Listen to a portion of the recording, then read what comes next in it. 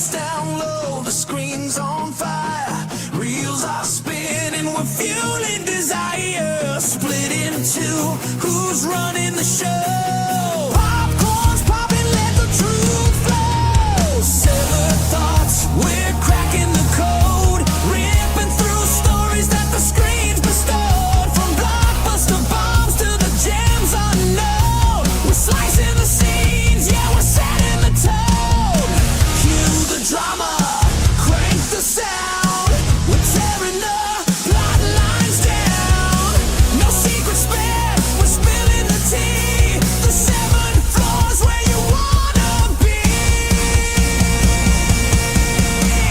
Do you wanna cut it? Yeah, yeah. Rip the screen apart, ignite the spark. Do you wanna gut it? Oh, oh. Truth's a blade, we're leaving a mark. From the twists to the turns, we're calling it raw. Welcome to the madness of the 7th floor. Do you wanna cut it? Cut it, cut it. Let's review, it's what we do.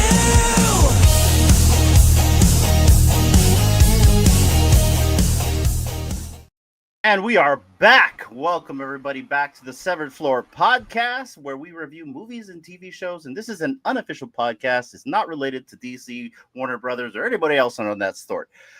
After we got that away, guys, we're going to be looking at Season 2, Episode 2 of Peacemaker. A man is only as good as his bird.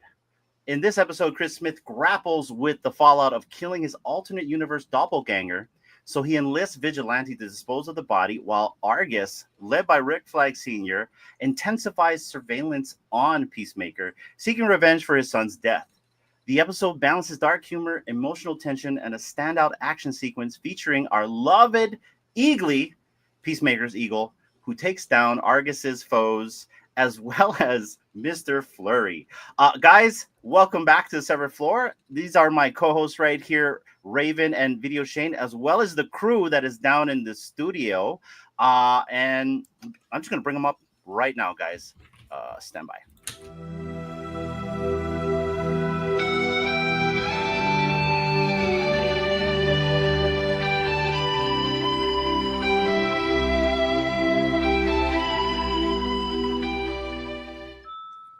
Ladies and gentlemen, we have an action-packed cast here. We have Raven, Video Shane, Metabeast, Christopher Slider, and Shay Byron. And Metabeast, I'm going to mute you a little bit because you do have a little bit of background noise. And I'll unmute you when you're ready to speak. But guys, welcome back. Good to see you all here. And I can't wait to review this episode because it was very, very interesting and a lot of fun. And someone is dinging over there. Somebody better pick up their Uber Eats. I got to tell you right now. Someone's beeping. Check your notifications and clear it. But guys, it's good to see everyone here. And then let's get right into it, okay? Let's see right here. I am going to pull this up right here. All right. So, as someone is ringing the doorbell, the beginning of the episode starts off with Rick Flag Sr. As he does a tour at Argus, and there's kind of like an opening scene with Economo with him. So what happens in the episode? Basically, it's a flashback 8 months ago where John Economos gives Rick Flag a tour of Argus as Flag steps into his new role as director. Flag immediately asks for the classified reports of his death of his son, Rick Flag Jr., that was in Suicide Squad, learning that Peacemaker killed his son, in that last movie. And so that's kind of where we start the episode here, guys, where we meet Flag and he realizes that his son is pretty much dead from Peacemaker. And we're just going to start off right here. Same thing, simple podcast style. Jump in, guys. Actually, I'll start with you, Shay, and then we'll just go online. What do you think of the start of the episode? The start of the episode, it was pretty intense. I think that it was very foreboding too. I mean, I really like how they unfolded everything, but also I felt like we were also at the edge of our seats of like, oh no, he's gonna find out, so yeah. But all in all, I loved this episode. I laughed so much. Yeah. Oh, you're muted, Hinano. All right, we don't have to stick to this format where we talk about the scene. I just kind of want to start it off like this is where the episode starts. We can jump anywhere we want. I really want this to be organic and free flowing. So, Shay, if there's anything you want to add, if you want to try to get into the episode, go right ahead. Yeah, like I'm saying, I laughed so hard so many times. I feel like this was a really great episode, especially Tim Meadows. Genius all around, the way that they've written everything out. I loved he just did a great job. I could not stop laughing. And then I think there's just so many. I don't want to like get too far ahead before we No worries. really dig into, separating out this particular part. Yeah. So let's his little nicknames were absolutely hilarious. Those I agree Yes. with you. Those made me laugh out loud. Yeah, and even the little subtle physical things that he's able to do, like the massaging of his back while he's sitting in the chair, is so Yes. creepy and Creepy uncomfortable. Like I could feel like I was uncomfortable watching it. I like how, and you bring this up a lot, Shane, where with the way that Gunn kind of like writes his scripts or directs his movies, where you can kind of feel what's going on in the scene. Yeah. And I felt just as uncomfortable. And the names, well, let's talk about the names. Encino Man, titties, you know what I mean? The one guy. Even when she was dying. Oh my Yeah, when gosh. she was dying. No, Tim Meadows is like a really phenomenal actor. I remember him from Yes. SNL. Yeah. And they couldn't have picked the more perfect actor. And in fact, I remember 100%. Gunn was saying that in his podcast that they had a hard time trying to find the role for Flurry. And they had a bunch of actors audition and it just didn't feel right. And they reached out to Tim Meadows. They actually the ones that went to him. Oh. Wow. And the first time he actually acted was that scene we saw right here. That's the first time they actually saw him as the character. Wow. And so it was kind of like we're just going to throw him in and we're going to see what happens. And he nailed it. So yeah, they did a really good job right there. Someone definitely is beeping. I don't know who is beeping. Okay, what the hell is bird blindness? I know. Like, you just made that shit up. I took that one personally. Oh, Raven. He got attacked by a duck. Yeah. And then like he just kind of like goes off about like the hummingbird. Yes. Yeah, he could have been attacked by a hummingbird for all he knew. Oh my gosh. Like I thought that was gonna be, like it was just one quick joke. I was It just shocked kept that going. it really kind of flowed through the entirety of it. Yeah. Yeah. I thought that was hilarious. So Gunn Can't wait did to learn more mention about him. that although bird blindness is not a real thing, face blindness is a real thing. And that's where he got the concept of bird blindness, because he has a friend that doesn't recognize his face, but recognizes his glasses and his pointy hair. So that's where he got the idea for bird blindness. And it worked interesting. pretty well with the bird, right? So Yeah. I can't see what that is. Can someone see what that is? I And got like, attacked by a duck. No. and when Economos is like describing what a bald eagle is, he's like, it's the iconic bird of US, and you don't know what a bald eagle is. Yeah. I was just like, oh my god, this guy is too much. Yeah. Oh. Yeah, Slider. there were a lot of Sorry. tons of great scenes in this episode. Go ahead. Speaking of name calling, I mean, the best part was in the grocery or drugstore, convenience store, when the guys, I don't know the names. I can't think of her name. I'm terrible at it. Yes, thank you. Harcourt is in there, and after the other interaction, the guy staring, and she calls him Beaker. Yes. Yes. Do I and the look other like- Do I lady- look? And the other lady's like, oh yeah, you kind of do. Is that good or bad? Is that good or bad? It's not good. It's not good. See, I started rewatching it, and I missed that part the first time, so I'm glad I did. And I got through, of course, what is probably the absolute best part of that whole episode. Yeah. It was Yeah. so Yeah, I many- love the other scene that made me laugh out loud was the multiple throwing of the beer bottles to Oh yeah, two him condoms. dropping them. Hardcore's like, just hand him the bottle. I was thinking like if he handed him the bottle and it's like he butterfingered it and it still fell and cracked. still I was waiting for that. Yeah, so was I. Sure. My favorite scene was the body disposal montage. I felt like that was like a great Yes. homage to Breaking Bad, and Yeah.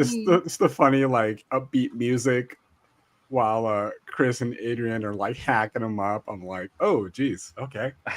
Yeah, I got some Adrian's so Dexter vibes on that one. Oh, same. Yeah, for sure. Same. Yeah. I was And thinking either Dexter or Jeffrey Dahmer.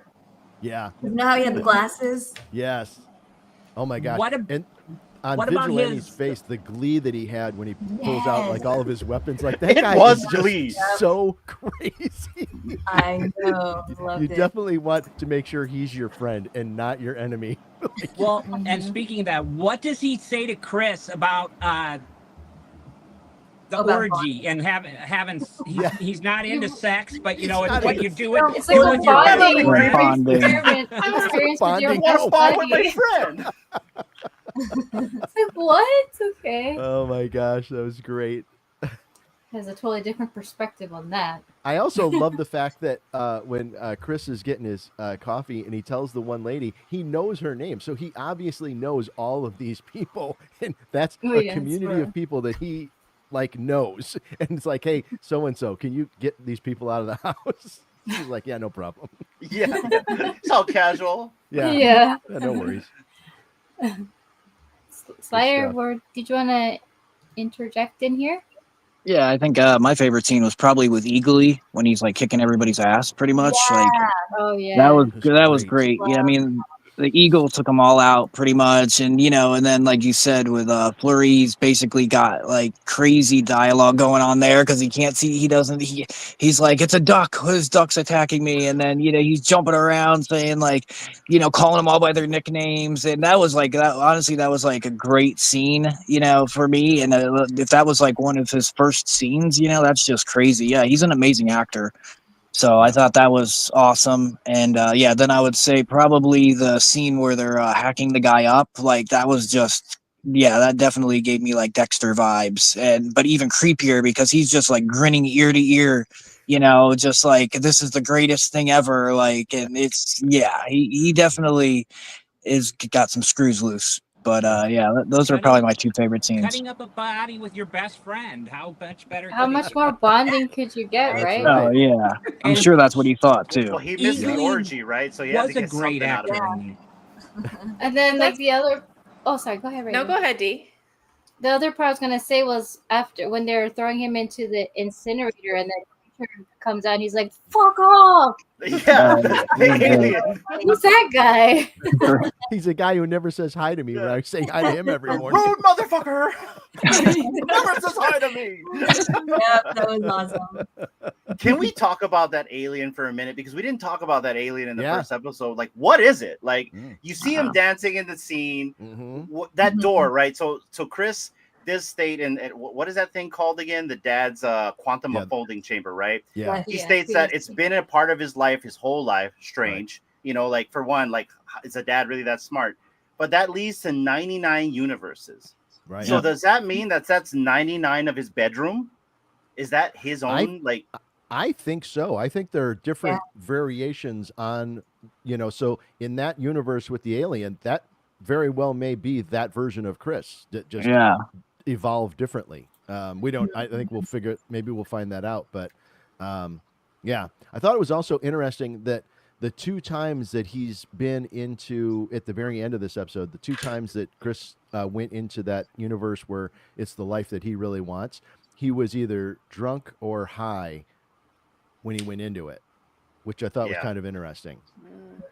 Yeah, and I think they're starting to get suspicious too because you can hear the dialogue at the very end of that one where they're asking like, "Where is he? Has anybody seen him?" And then there's a line where they say like, "Has he gone off his medication again?" or something along those lines. So that's kind of interesting. So there might be some more stuff that, it might not be what it appears in that other universe, but he thinks it's kind of like the greatest thing. At the end of that episode, you can see he's like really like, okay, he's gonna message hardcore. He's gonna try to like do this thing. It looks like. So we'll see how that plays out.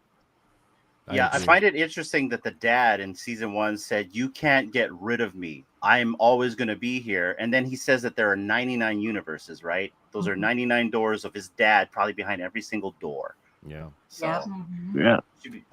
But I why found do you- that. Oh, sorry. Oh, no, go ahead, Shay. Please go. I found that whole thing just kind of interesting with the idea of, like, to me, it reminded me of the Matrix. Like, does he want to take the blue pill or the red pill? Yeah. Like, life is shit in the real world. Yeah. And it seems like he's leaning towards just escaping to that fantasy world. And I find that interesting. Yeah. But why did Eagly pick that door out of 97 others or 98? No, you make a good point. You make a really good point. I mean, it is the Eagle's fault that we found this door, right? Yeah. So, He's not. And do you suppose he might want another one open? Well, I think it could be interesting. We don't know enough about this other world yet, but what if there's an Eagly in that universe and that one is more perceptive and can easily say that that's not my Chris? That could open up a whole, like, why is your bird attacking you nonstop? Could be an interesting plot point. What if the other birds in the other universes are like different types of birds, or not like Bird blindness. Yeah. Maybe that's a bigger part than we think. Yeah. bird blindness. There's a hummingbird that just like takes out like this whole group of people. Splitters around. Maybe Eagly knows the bird in the other one. Yeah. Maybe. And maybe that's why they want it in. Yeah. But I said last week everybody to have a prediction.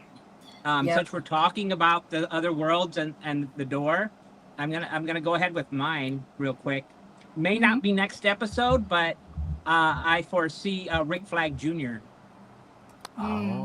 Oh, interesting. You're right, MetaBeast, because I believe it's supposed to be episodes 6 and 7. There's some major special guests coming on. Oh.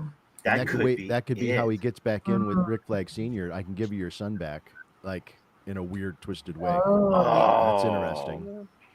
I think also, so MetaBeast, I did put some thought into what our homework was from last week. I think that Chris will come to learn that he does not like the version of himself in this universe that he's in. Yeah. He's gonna find because if you think about how he still gets along really well with his dad and his brother, who are probably still they're still probably pretty racist.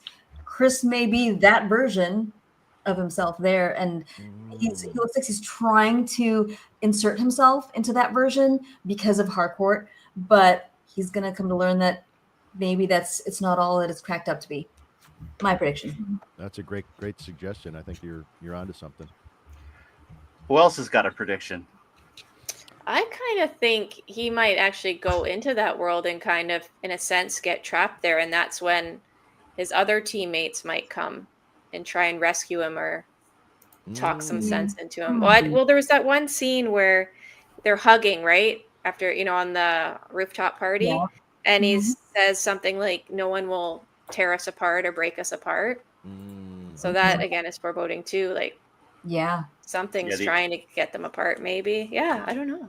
The 11th Street Kids, right? Yeah. I thought that was foreshadowing that something or someone is going to tear them apart.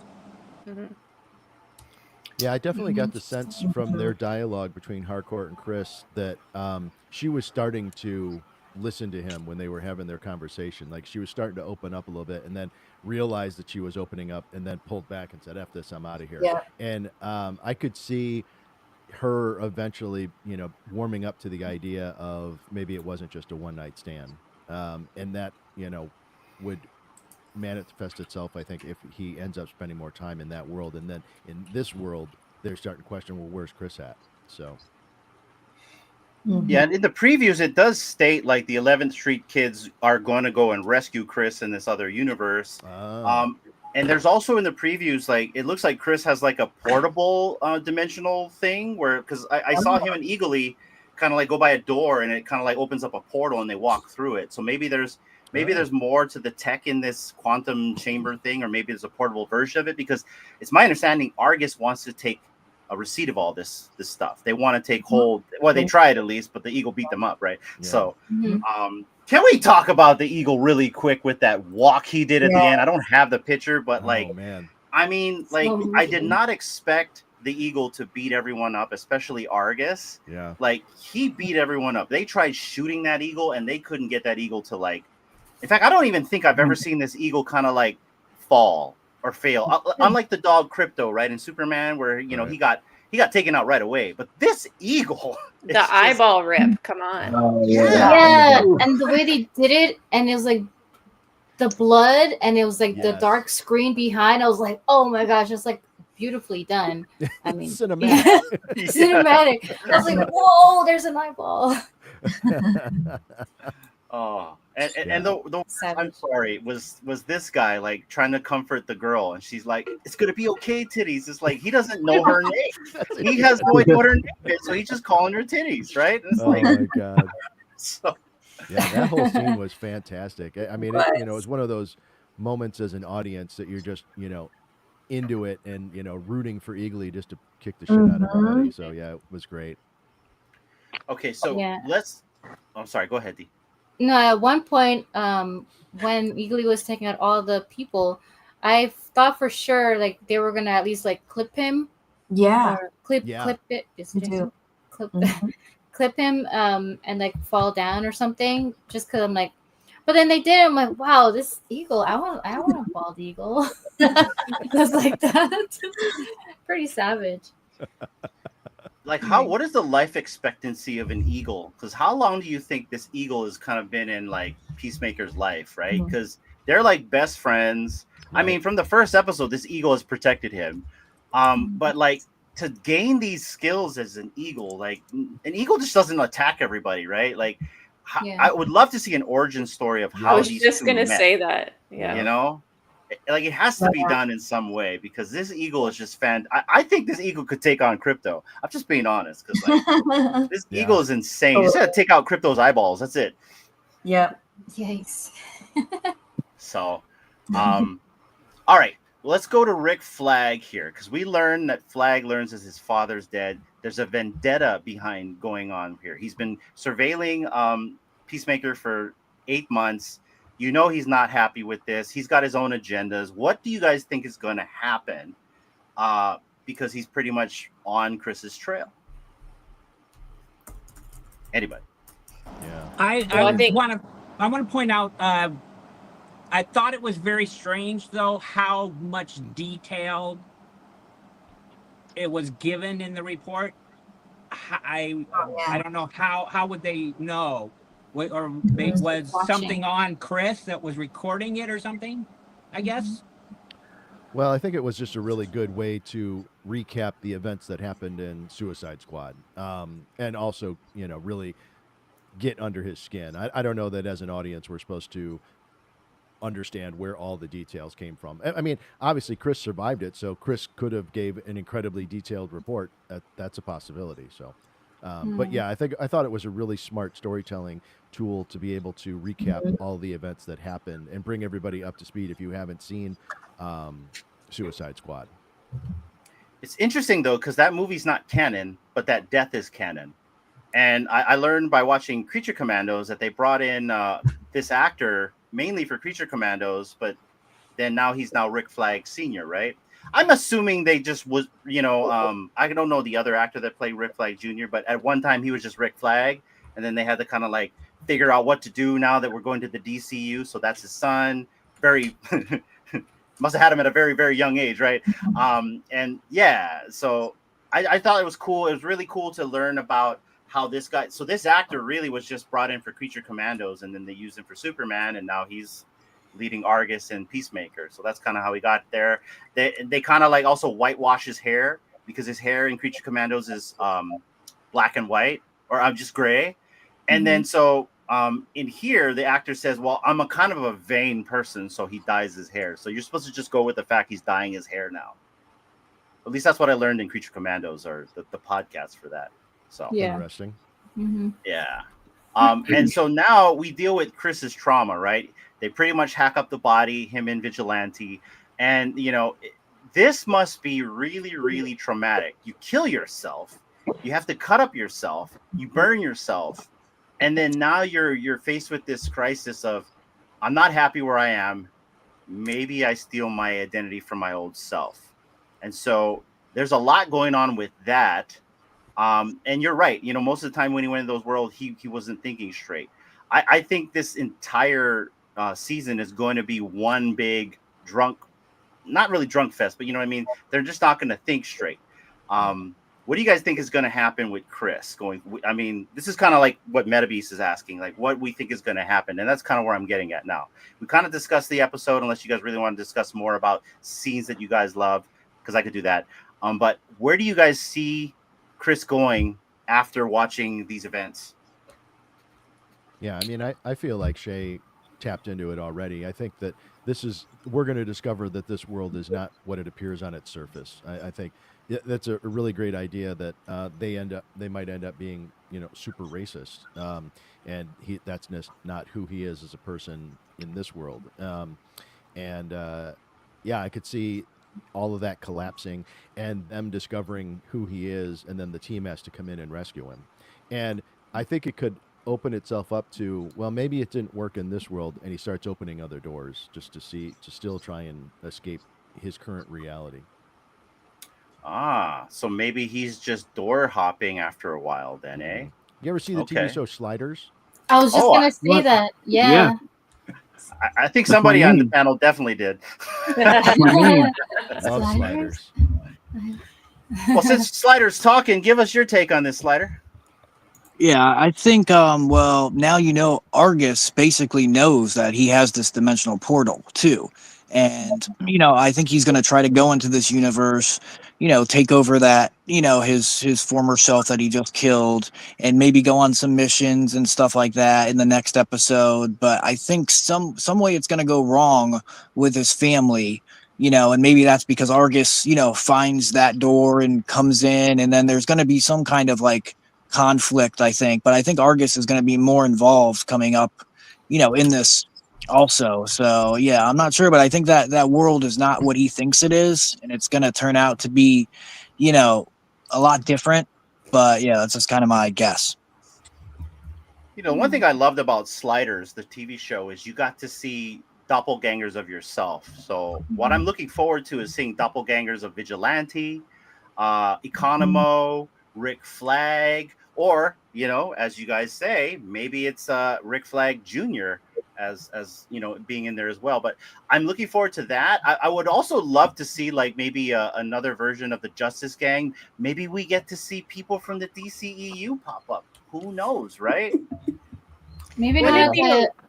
Oh, go ahead, Raven. I was just gonna say, going off of what Hannah was saying, how hilarious of a scene that would be if you have all these guys seeing their alternate selves. That would just be hilarious chaos, I think. And they're better than them, right? You know what I mean? Yeah. They're better off. So they're arguing with themselves and stuff. Actually, insults, yeah. You bring up a good point, Raven. I wonder if that could be a tipping point for Harcourt, is when they go in to rescue him, she sees how that version of Harcourt looks at Chris. And maybe that is oh, I get this version of me sees him as a romantic, partner. Maybe I'm missing something. I don't know. Could be something there. Mm-hmm. Okay. Or go ahead. Here's what I envision. Somewhere towards the end, Chris confronts himself, all 97 of him, just like in the Deadpool, and he has to fight all of himself. Oh, snap. I'm kidding, but that is a really good speculation, because that would be really cool to see.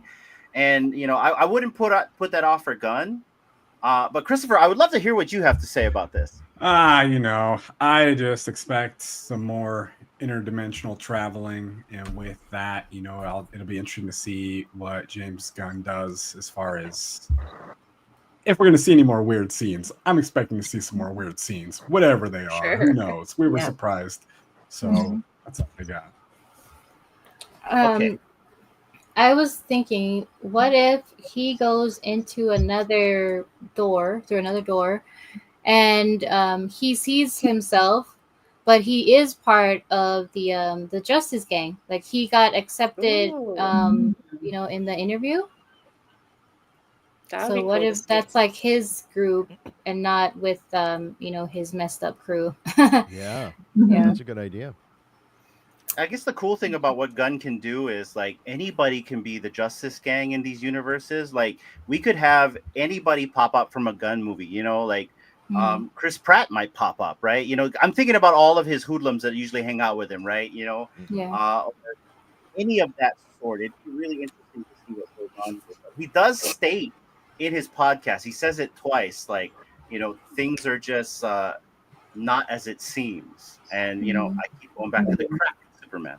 So, Well, you bring up a good point as far as working with actors who he likes working with. I don't know who caught it or not, but in the dance sequence in the beginning, is the actor who plays who's the guy with the mohawk from Guardians of the Galaxy that steals Oh, Oh that yeah, his that brother. actor's in the Wandu? dance sequence. yeah. Andu. Yeah, Yandu. He's Hold in the on to dance Yandu. sequence. Yep. As He's like in who? he's As the like an dad, old he's like right? in old makeup. Like he looks a lot older for sure. Oh, okay. Yeah. Interesting. Yeah, Okay, next that time you guy's watch the opening sequence, look for him. Michael It's Rooker. Michael Rooker. Yeah, yeah. He's a great actor too. Yeah. Yeah.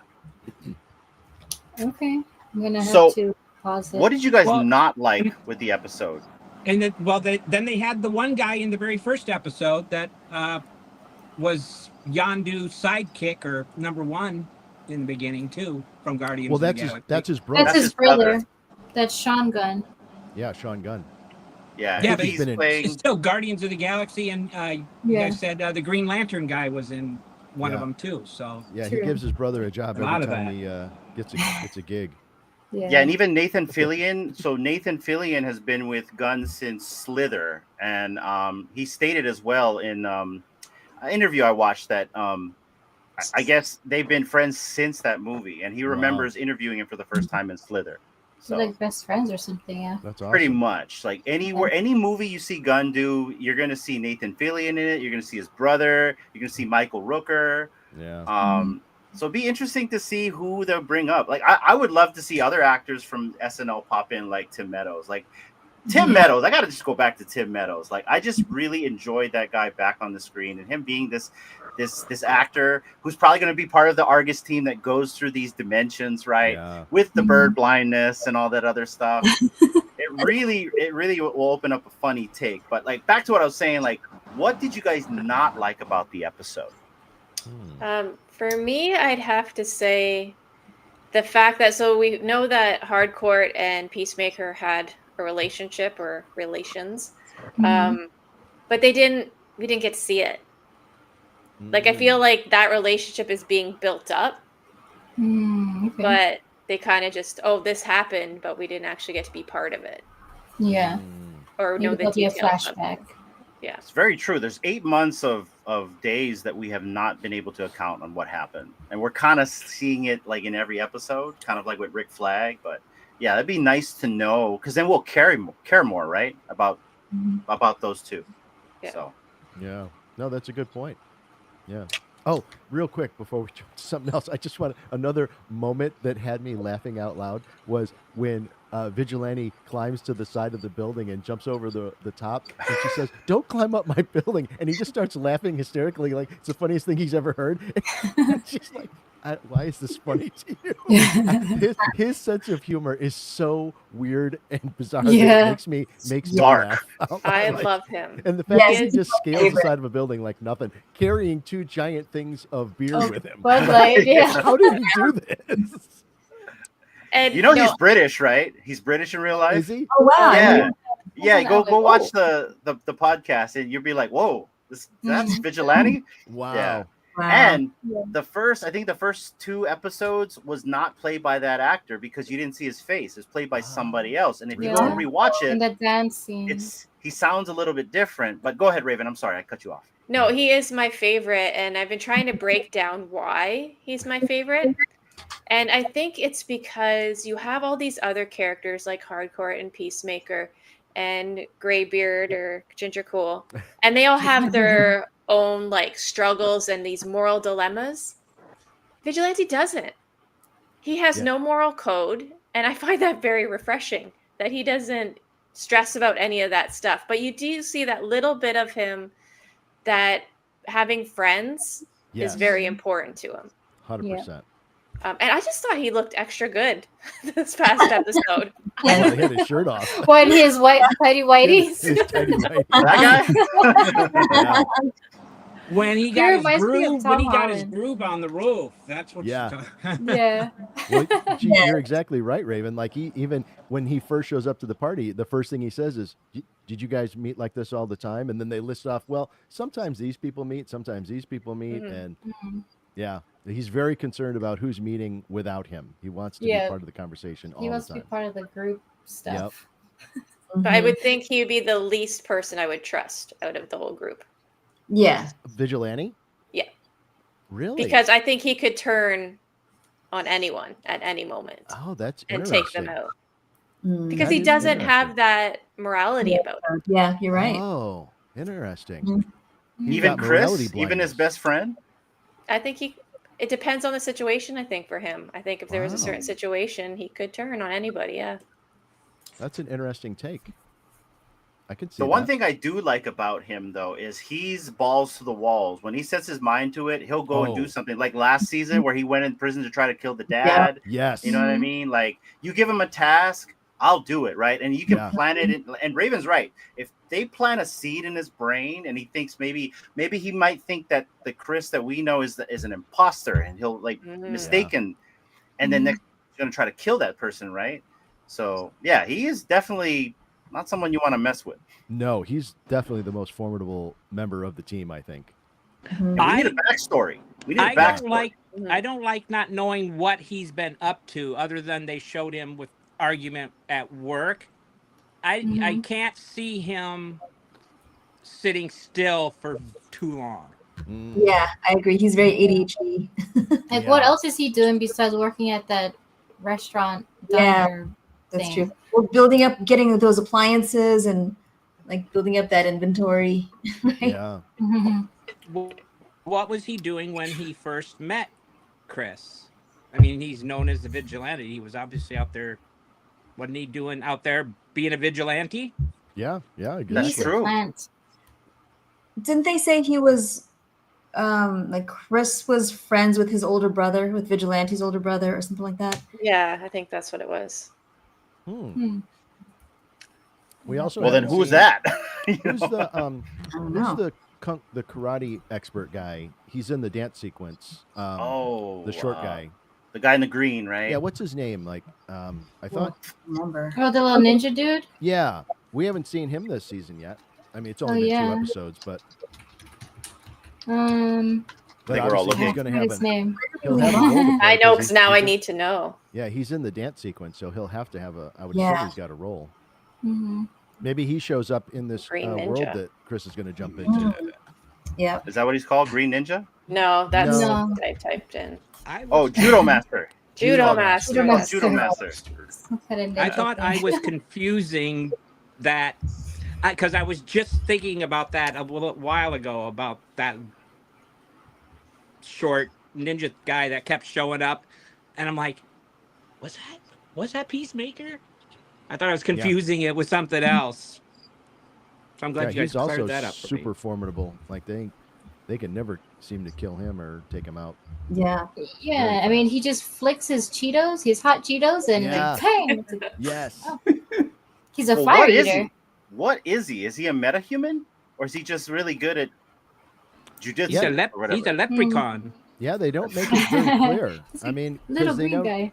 Because even Vigilante, like he's not, I don't think he has metahuman abilities, but yet he does these kind of superhuman things. So.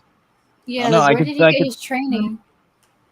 I could see him being the leader of the imps in that other universe.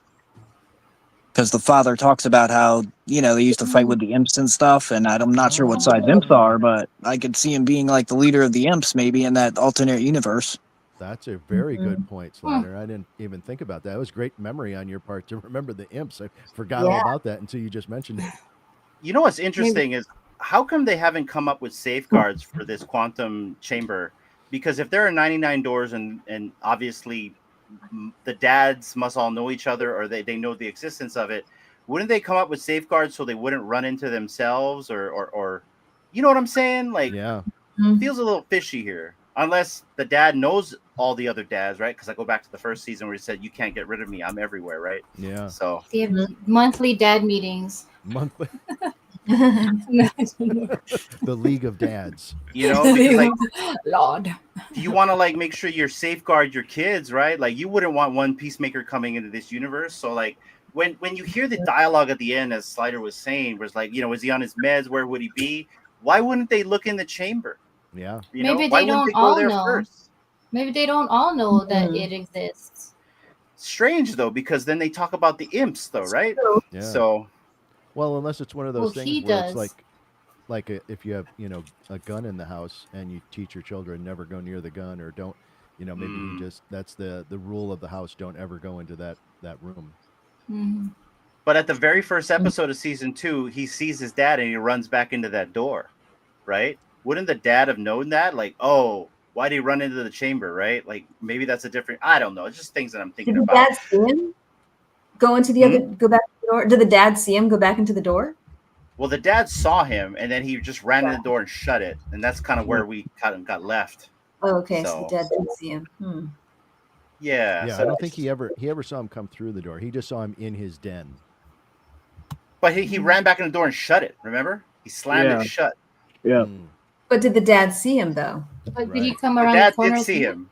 Oh. It's like, because he Oh, did said, the dad "You look see like him you've seen a ghost," right? And then he's like, and he Yeah. runs in the door and slams it.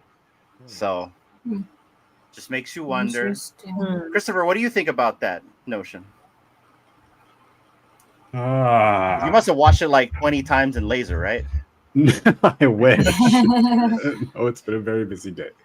I don't know, man. It seems very interesting. I could definitely, everyone can tell that he was off. Chris was off, and yeah, it'd be interesting to see where this whole thing goes.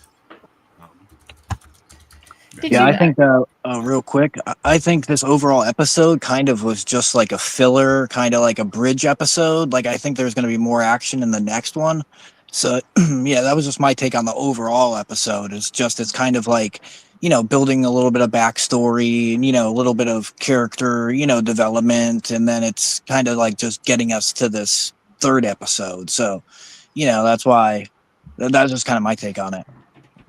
Well, let's do this. Let's do a recap, basically, of the entire episode. The beginning, Rick Flag, he learns about his son dying for Peacemaker. Now he's got a vendetta over him. The gruesome cleanup in the quantum unfolding chamber, along with Vigilante being smiles about it, and you kind of can really focus on his personality right there. Then you got Tim Meadows as Agent Langston Fleury right there. My favorite character so far. He has turned into my favorite character. Like, you know how in Severance, what's his name? Milchick is my favorite character. Yeah. Milchick, Tim Meadows has turned into my favorite character for Peacemaker. I hope they don't kill him off in episode 3. I hope he stays on for like a very long time, because I want to hear more of his nicknames right there. Then you had Eagly's badass action sequence right there. I mean, he made Van Damme look bad. Okay. That's how badass that eagle was. And then we kind of end it with the rooftop with the 11th Street kids. They have a moment. They say they're never going to split up. And then at the end, Chris is so drunk because of the thing with Harcourt and him. You know, it just wasn't working out when they were talking. And he ends up trying to text Harcourt in the other universe. It doesn't work, obviously. So he drunk opens up the quantum chamber, and he is now in the other universe. And you can hear all this funkiness going on. So that's the entire episode right there. And kind of go back to my original question. What is one thing you disliked about the episode? And then I'm going to ask you the opposite. And I'm going to go with you first, Shay. Well, it's really, I've been thinking about it since you asked, and I cannot think of one thing that I disliked about this episode. I have to say this is my favorite episode so far between season 1 and season 2. I loved everything about it. Like, I watched it twice because I was like, God, so many good lines. I laughed so many times. Like, I laughed even the second time that I had watched it through, because it, like the Pokemon, He got all the Pokemon. Like little things like when Flurry calls the his chief and she's like he'll be there with bells on. She's like, with bells on. He's like, I just added that for whatever. It's like little things like that. It was so tiny, but it was still so funny. The very end when like post credits, loved it when they extended the scene. Oh my God, it was gold. There was not one thing I can think of that I did not like about this at all. So I'm sorry. Can answer the first question. Second question. These two as a dynamic duo work very well together, dude. So absolutely. Yep. Slider, what did you not like about the episode? Like I said, I think it was mostly like a filler episode kind of to me. So I thought it was great, the whole episode, especially, the Eagly part, like that was my favorite. But I mean, maybe just like, the rooftop scene between him and Hardcore, like I don't think it kind of like it kind of seemed like we had already like got through that part. Like we know that like Hardcore isn't really with him, and it just that's the only thing that kind of seemed like they like kind of forced that a little bit more. I just don't think they needed to. Like we already kind of like got the point with it, so that was probably the only thing that I could think of maybe. But yeah, I mean, like I said, the overall episode I really enjoyed it. I think it's good and I can't wait for the next episode. All right. Christopher. Yeah, I enjoyed it. I felt like it did rehash like a lot of the trauma, a little bit of the romance scene action going on there. So I feel like I didn't laugh as much in this episode as, compared to like last season's, but it still build up some anticipation to see what's coming in the future. So Metabeast? I can't really say anything I didn't like. I could tell you I was very unsure and thought I was not going to like Tim Meadows. But it turned into, for me, a Betty White in Lake Placid moment. If you know what I'm talking about. I know what you're talking about. You got sweet old Betty White, Golden Girl, and then you watch Lake Placid and she's cussing and swearing, and I'm like, okay, I think I can handle this. So, because he was a surprise, I'm like, you got to be kidding me. But yeah, overall, I thought it was pretty good. Let's go, Shane. Wish I could say something. The only thing I can think as far as a negative goes, and this happens with a lot of these type of shows, is when during the party sequence at the top of the roof, when they do kind of a music montage and it's just them dancing and it's to music and it takes up a minute or two's worth of time. For me, I just want more dialogue. I want more story to happen. So those are the only moments, and that happens a lot in these type of shows. I almost feel like they do that to fill the time quota, and so that would be the only thing for me as far as negative. Everything else I loved.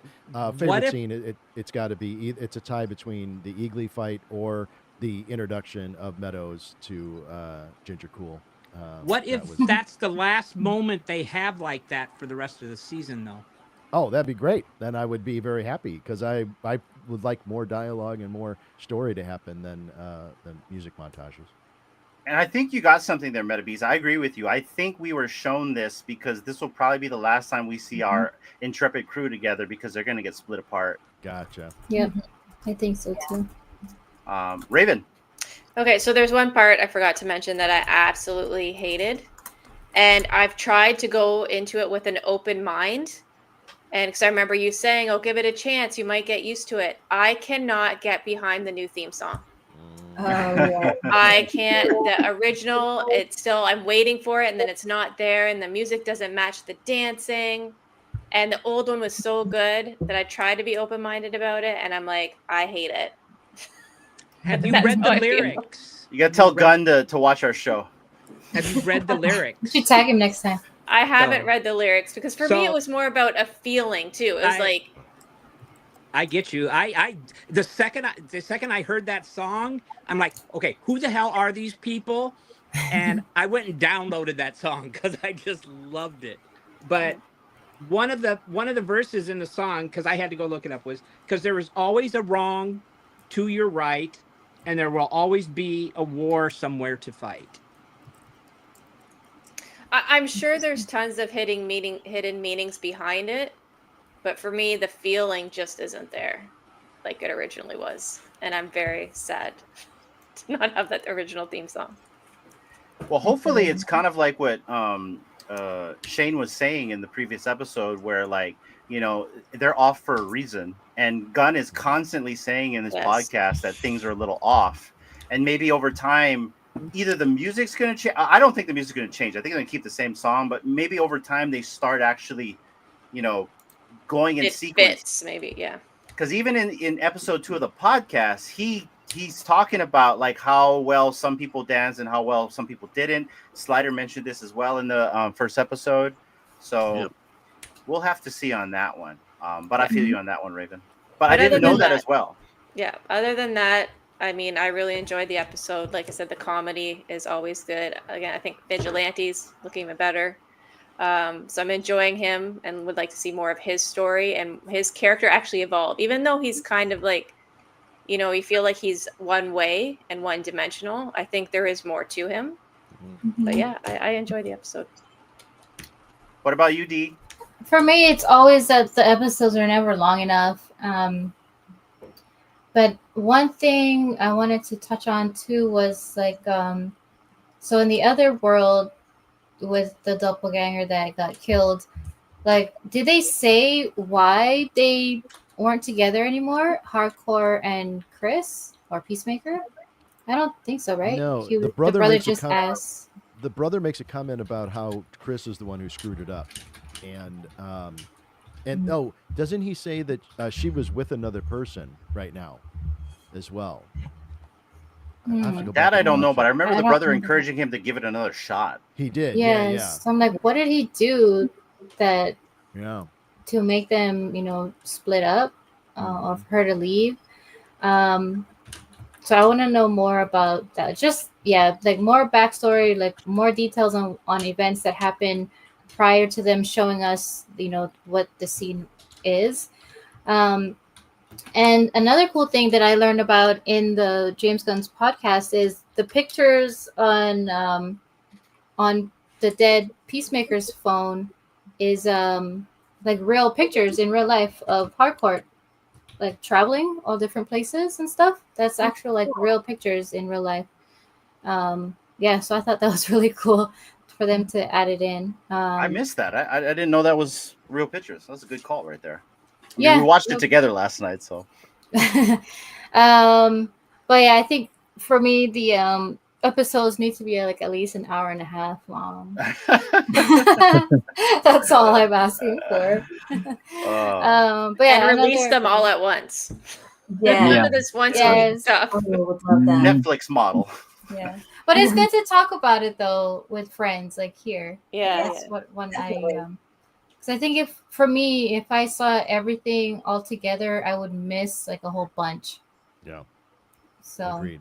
But yeah, I do agree that to put them all out, but then I also like the idea of watching one by one. We wouldn't be able to do this show though if we put them all out at once, right? It'd be a very long show. Yeah.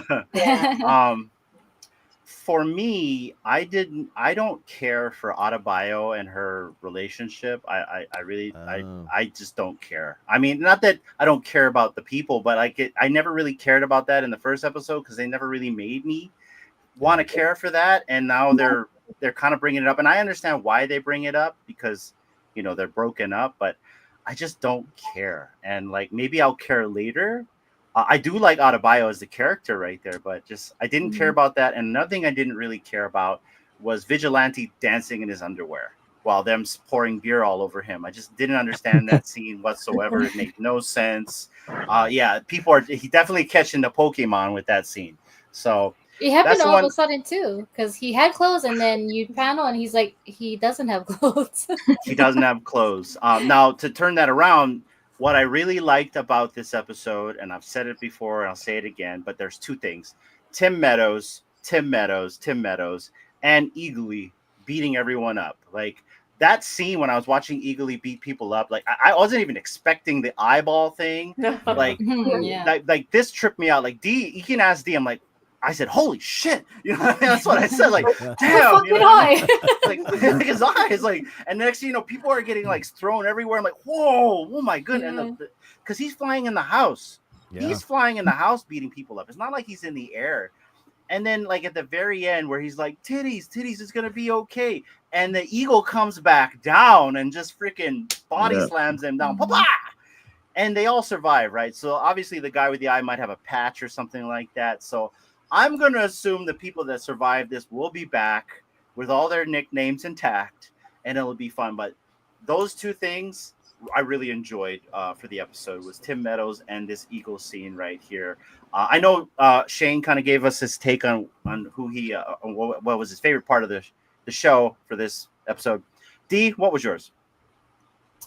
Oh yeah, probably got to be the fight scene with Eagly just taking down everybody.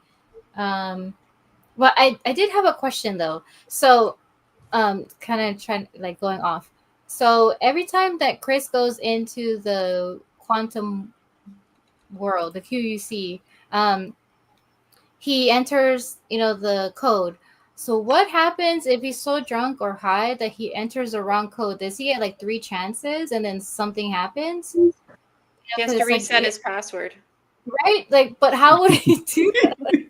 Just No, you make a good go to point, his email. He's got a 2FA. Yeah, 2FA, but what if he enters the wrong password? I don't know. That was just you got a seed phrase, maybe? Like a 24 phrase? 24, not 12, guys. So, But also, That when is he good. re-enters from a different world, is it a different password, or does he use his password from his world? He has an admin password that just works everywhere. No, I don't know. It was just a random thought anyway. well, weren't you watching him push the keys, D, and aren't they different? Yes, they were. Well, yeah, I think twice. There's 2 different numbers, but the one number that when it showed up when I Googled it was a certain number, and that's one that he used last episode. That's why I like to pause when he has a keypad and like what he's actually pressing. Yeah, didn't you mention there was some meaning behind the code that he does in his house? Yeah, it was it has meaning to the actor, what's his name? Augie. His dad, Peacemaker's dad, like in real life, because he was like part of a bicycle or motorcycle club, and that one of the numbers like rearranged is like part of that chapter, I guess, that he's in or he was in. Interesting. Yeah. Anyways, random thought, but the Eagly kicking ass is my favorite part of the episode. I have a random thought now. Yeah. Just for the trend. Is it possible that Eagly is not the real Eagly? Because, like, did he alternate dimension eagle? Because remember the barn scene when they were fighting the moth butterflies or whatever the last time? Like, he didn't really do anything. Like, he dropped the helmet. Like, he wasn't that hardcore. Like, but now he's like a superstar. Good Just point. where was that first season? I guess But wasn't there something happened to Eagly, didn't it? I'm trying to remember. That's way back in the beginning. he was injured. Yeah, so now maybe he's just fully healed. I don't know. I don't thought know, I the just- very first episode of the first season, when he goes into that rocker girl's house and they have that fight, I thought Eagly had a moment there where he was part of the fight, but I it's been so long I can't remember. Because I thought I remember him like dive bombing and being part of the action. Now, I could be wrong though, but yeah, I have to go back and watch. Just not to that intensity. That's what I thought. It was like 2 different eagles, or he's just, there's something about that door that triggers something in him too, right? Yeah, you make a good point on that because he is the one that pointed him to the door too. So Yeah. and there has been 8 months that has passed by that we don't know what happened. Right, so. right. Yep.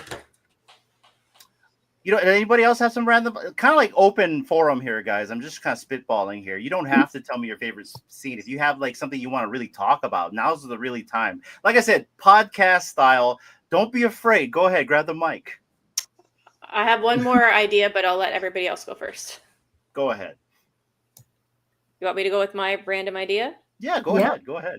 So when Dee was talking about that alien guy that comes out of the portal door and puts like the baby in the incinerator, to me that guy looks like, my first thought when I saw him was that he's sad and he's sacrificing a child. Like he has to do that for some reason because, you know, his bad guy dad, Peacemaker's dad, is making him do it. That's where my mind went when I saw him. So that's just a random thought I had. So maybe that alien funky dude is like maybe a mutated world where Peacemaker is that alien and they're all like funky looking creatures like that, right? Yeah. Interesting. I just thought there was a sadness to it. I wonder how long he's kind of been going through that door, right? Because he says that he's literally been saying hi to that guy for a very long time. Right? How long has he been saying hi to that alien? And if there are 99 doors, like, isn't it concerning that that's a door where an alien pops out, right? Or whatever we want to call. I don't even know what that thing is. I know it's dancing in the dancing sequence, that's for sure.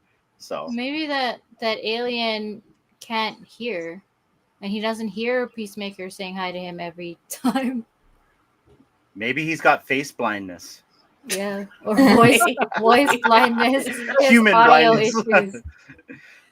But also, Yeah. that alien, like someone mentioned earlier, was Chris in that world. Yeah, maybe that's how that's Chris look like.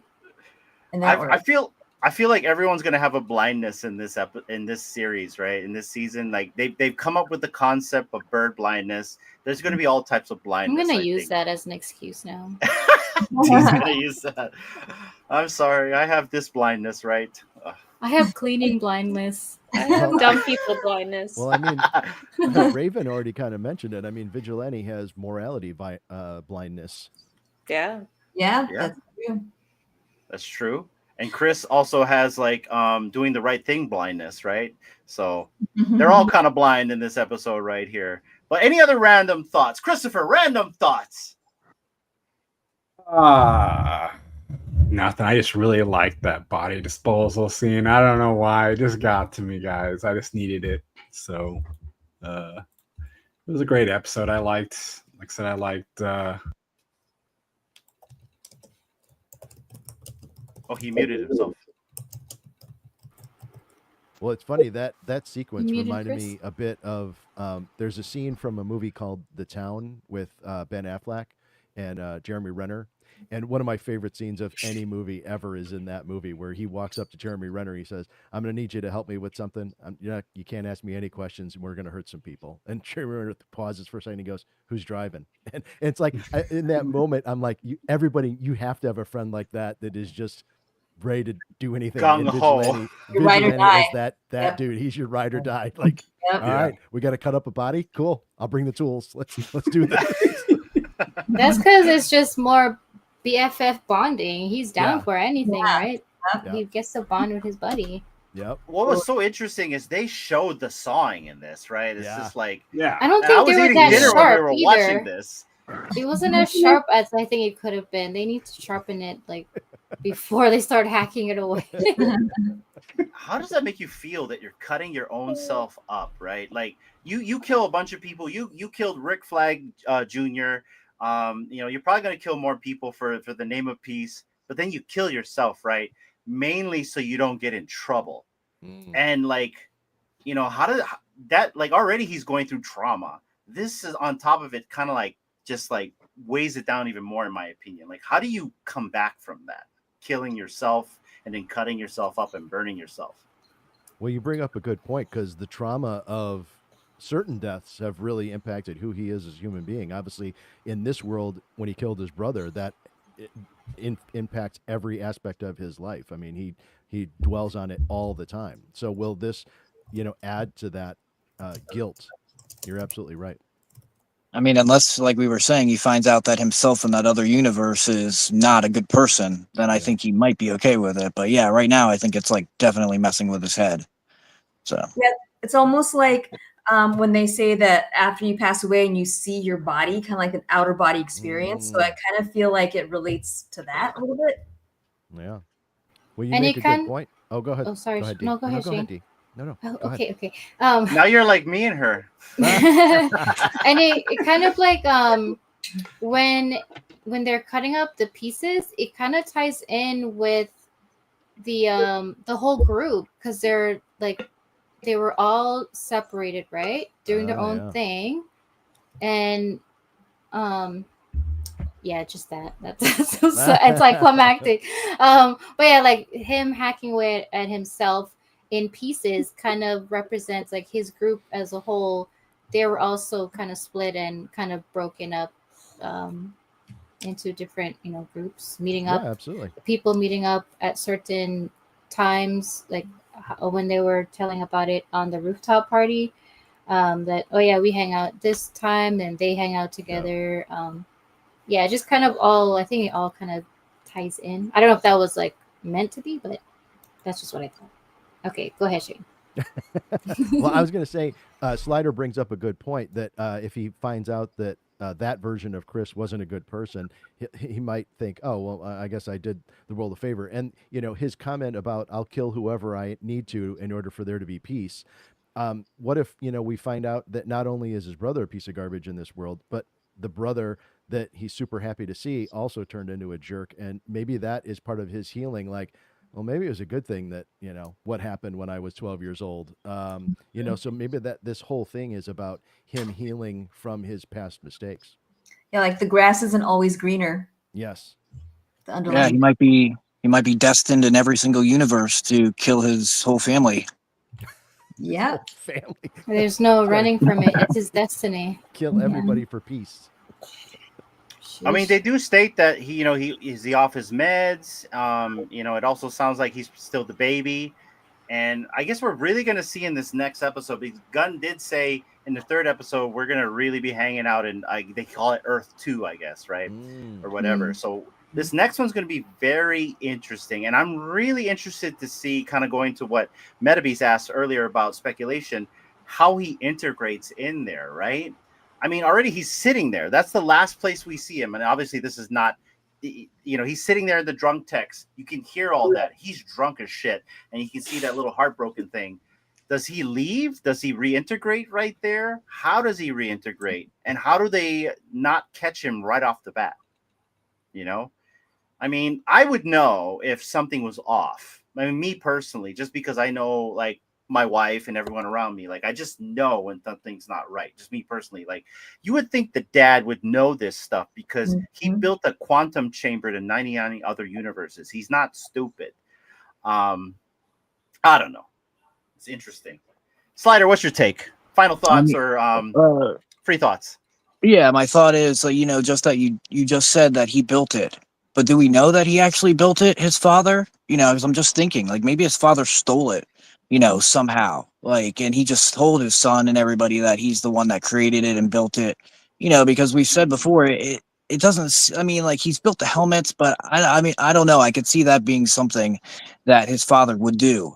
And then I definitely think, yeah, he's going to stay in there for this first part of the episode, and maybe they're going to come in and then be like all surprised that, he's there. Where did you go? Like, and maybe they're going to chalk it up to his meds, and whatever is going on with these meds and stuff. And that's how he's going to kind of, play it off, saying like, oh yeah, my meds. And, they're just going to kind of chalk it up to that. And then he kind of, integrates a little bit. But I think at some point they're going to figure it out, and that's going to cause a whole bunch of problems. And that's where it's really going to like explode and just like break apart. And yeah, that's just kind of my speculation. That's interesting. I never thought about, like, maybe the dad stole it. And we already know there's two dads that know about this, right?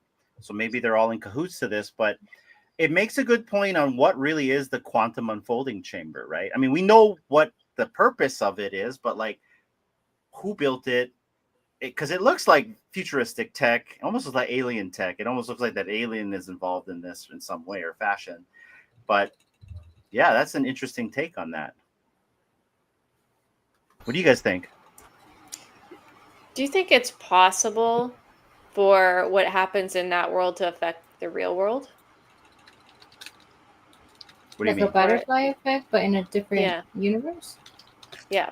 Like, could the choices they make there affect his real world, or is it all completely separate because they're different dimensions? Or is anything possible?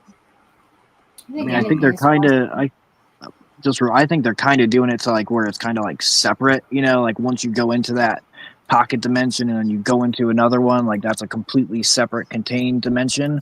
But I don't know. That just kind of seems how DC's doing it for their kind of like quantum realm and stuff. But yeah, that's just kind of what I'm thinking right now. So here's something I never thought of. What if the linear men built this thing? They're like the TVA of DC.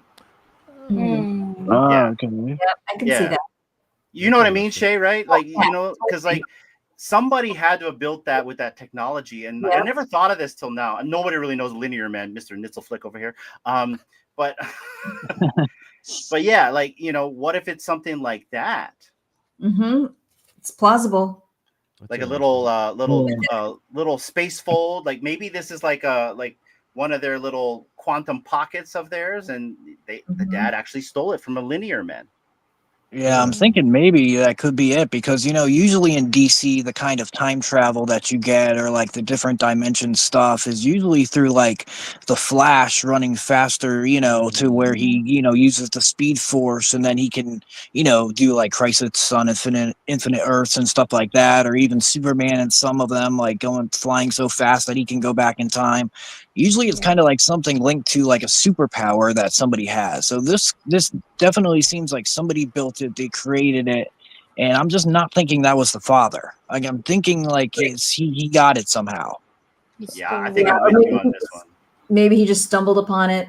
I don't think or stole it, more likely.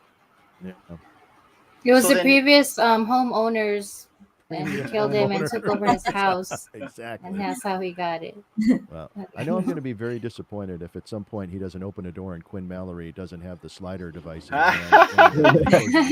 Which Quinn Mallory, though? They switched his face like at the very tail end. Yeah, season 5. So we see a Cro-Mag. Oh, that's what the alien reminds me. It's kind of like a Cro-Mag, right? There you go. So I love that series, by the way, guys. Yeah.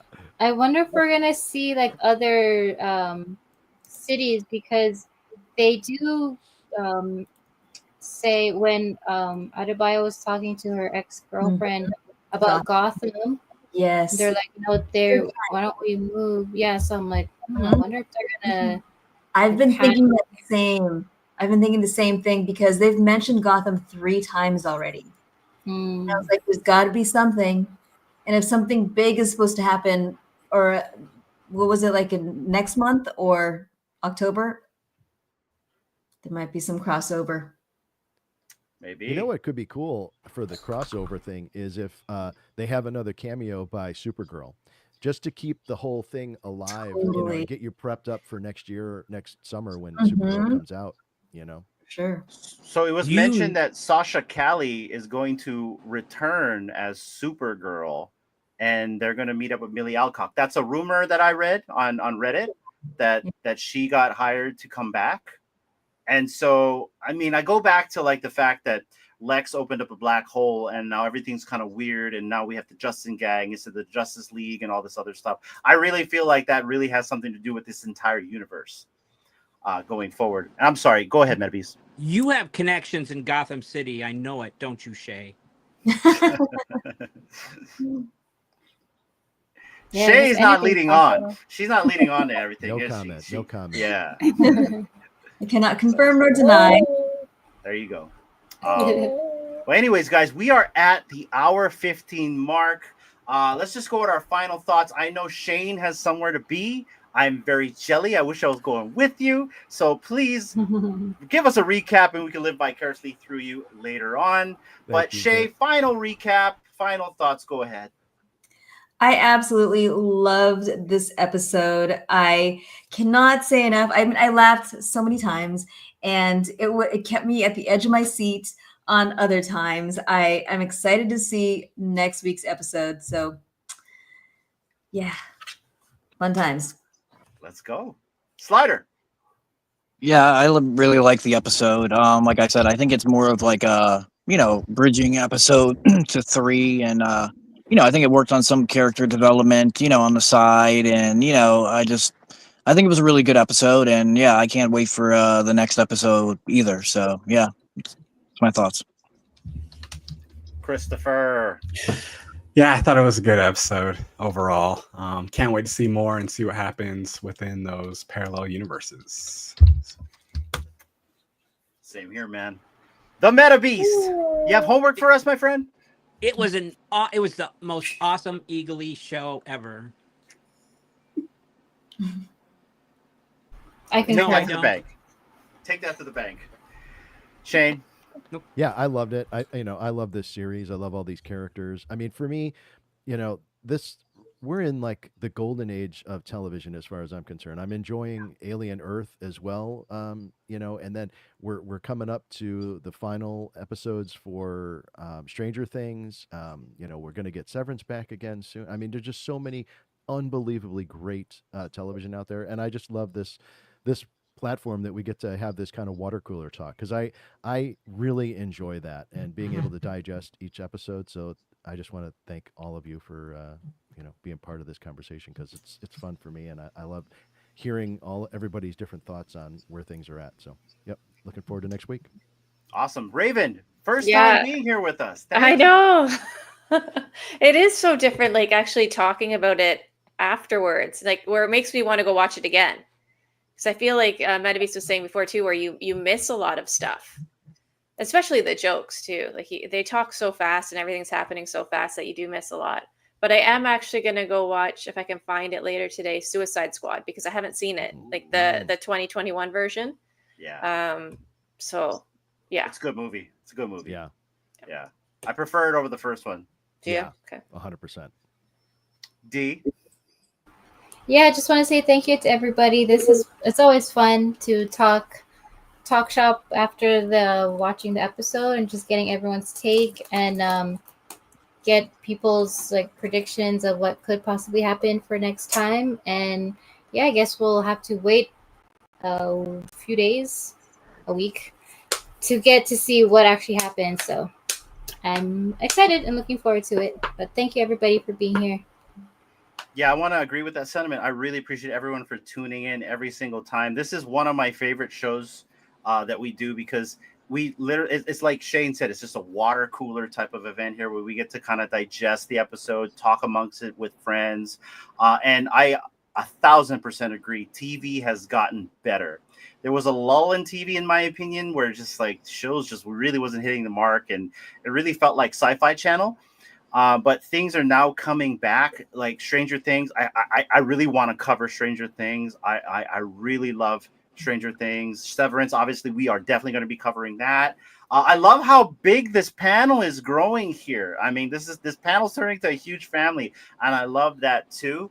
And we're going to be back, guys. I'm not sure what day yet, but we'll figure that out. You know what I mean? For season 2, episode 3 of Peacemaker, as we get to see what happens with our intrepid crew on this next episode. And I can't wait to see the nicknames that come out of Tim Meadows' mouth. Until the next time, guys, take care. We'll see you on the next one. Bye. Bye.